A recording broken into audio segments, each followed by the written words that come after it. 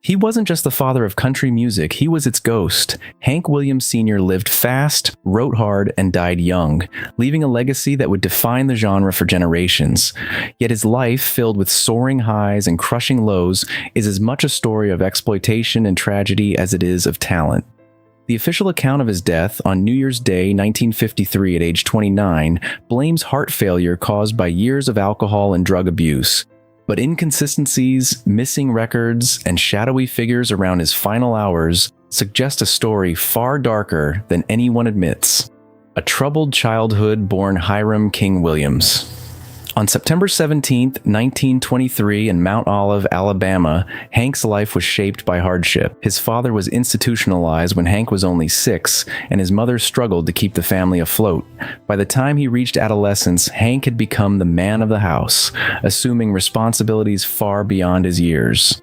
Surrounded by music, his mother played the church organ, he taught himself guitar and began performing locally, yet beneath the musical talent was a boy carrying deep emotional scars, compounded by a congenital spinal disorder that caused chronic pain throughout his life, shaping both his music and his coping mechanisms. The rise to stardom. Hank's teenage years were defined by both opportunity and strain. By performing on local radio stations, he caught the attention of Nashville music executives who saw in him a marketable figure, not a young man in pain.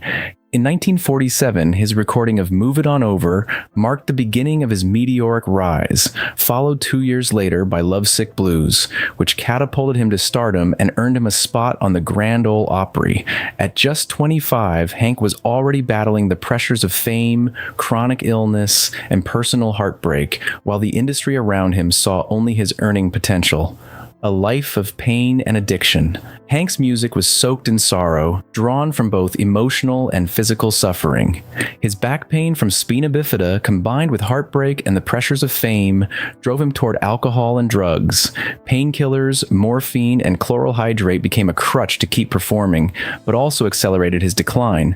His once electrifying performances became erratic, and personal relationships crumbled.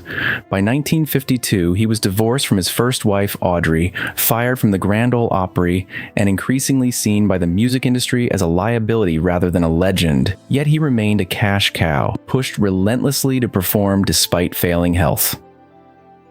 The final journey. The official story of Hank Williams' death is chilling in its simplicity.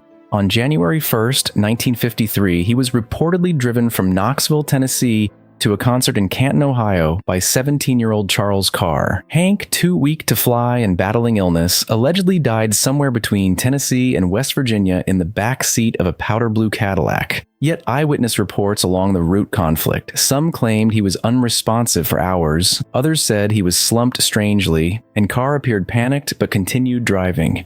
The circumstances of that ride raised troubling questions about negligence, orders, and the motives of those who controlled his career. The mysterious injection. One of the most disturbing details involves a stop at a Knoxville hotel on New Year's Eve. A doctor, reportedly unlicensed, administered an injection of morphine and vitamin B12 to ease Hank's pain. While intended as a health booster, many now suspect this cocktail accelerated his demise. Combined with chronic alcohol abuse and a frail body, the substances may have acted as a final fatal strain.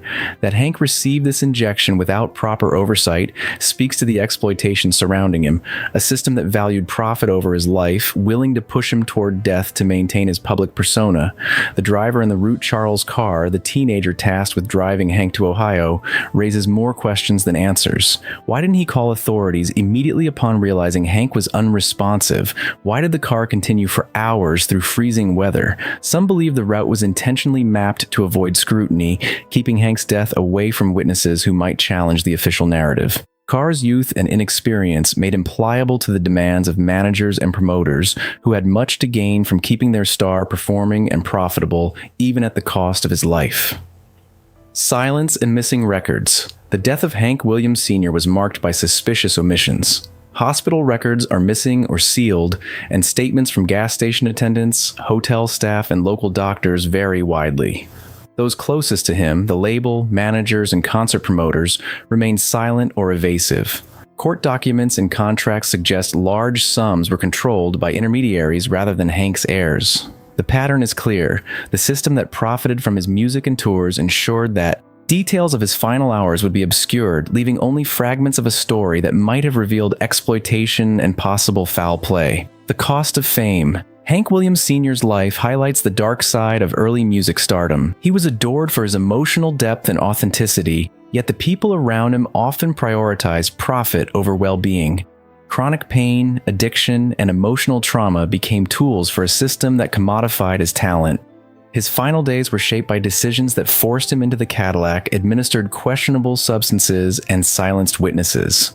What fans remember as tragedy may have been, in part, systemic manipulation. A reminder that the price of fame was not only fleeting happiness, but perhaps his very life. Legacy overshadowed. Despite his untimely death, Hank Williams' influence is unmatched. His songs continue to be covered, streamed, and celebrated globally, bringing in millions in royalties. Yet the financial and emotional exploitation that shadowed his life remains an unresolved chapter. For decades, his death has been romanticized as the sad end of a troubled genius, but the reality suggests a complex web of neglect and opportunism.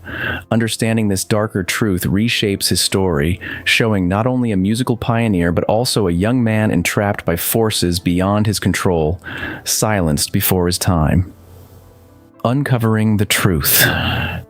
Hank Williams Sr.'s life and death demand a re-examination of the stories told. From a childhood marked by poverty and loss to a career built on pain and performance, his journey exposes the human cost behind legendary talent.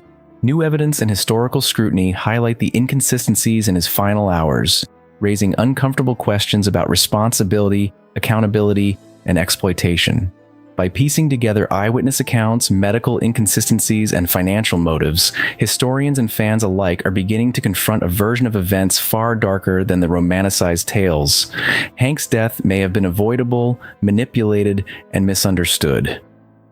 Conclusion. Hank Williams Sr. did not merely fade away. He was consumed by a system built to profit from his brilliance while ignoring his humanity. His songs remain timeless, immortalizing his pain, love, and resilience. Yet behind the music lies a cautionary tale of exploitation, secrecy, and the vulnerabilities of young talent thrust into fame. Revisiting the mysteries of his final ride, the questionable medical intervention, and the missing records reminds us that the true story is never simple. Hank's legacy is more than music. It is a reflection of triumph, tragedy, and the enduring quest for truth.